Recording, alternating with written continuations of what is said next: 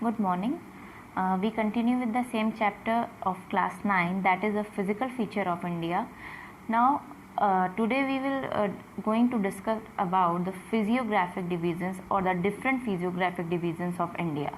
So now in India, typically we talk about, we can say you have the northern region, which are the Himalayan mountain and which laden by mountains, and then you have the plain area, and finally the plateau area. So that would be a kind of very broad divisions for India. So I have north as Himalayas, then I have the plains, and then I have the plateau region. Now this plateau is a result of volcanic eruptions that took place year by, and as a result this region is rich in igneous and metamorphic rocks. Then you have the plain area, which are wet and drained by numerous rivers that flow into the regions. So as a result, these deposits are alluvial deposits. And finally you have the northern Himalayan region, which originate from the river Tista and Tethys, and these are young fold mountains. Then they are much more recent in origin, and they are also geologically unstable, because we say they are still evolving.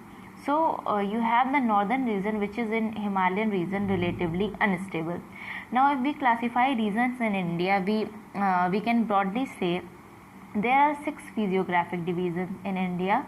So you have the northern Himalayan region, then you have the northern plains, then you have the peninsular plateau, the desert area of India, coastal regions of India, and finally the island groups. So we classify them and understand these regions one by one. So let's first start with the Himalayan region.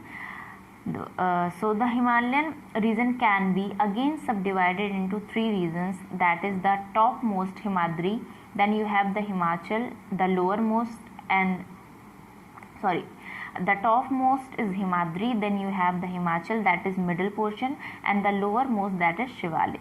Now let's understand the first of one, that is Himadri. It is Himadri is also known as the Great or the Inner Himalayas.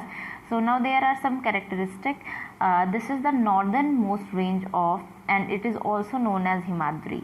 This is the most continuous range. It contains the loftiest peak. The average height of the peak is the range is 6,000 meters, and all the prominent Himalayas peaks are in this range.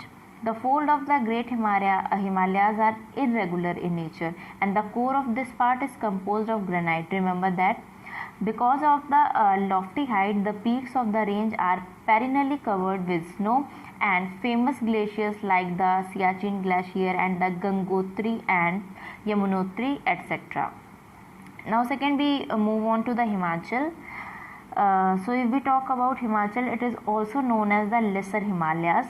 So this range lies towards the south of the Great Himalaya. The altitude of the peaks in the range varies from 3,700 km to 4,500 meter. So average width of this range is 50 km, and this range is mainly composed of highly compressed and altered rock. The most important mountain range here is Pir Panjal.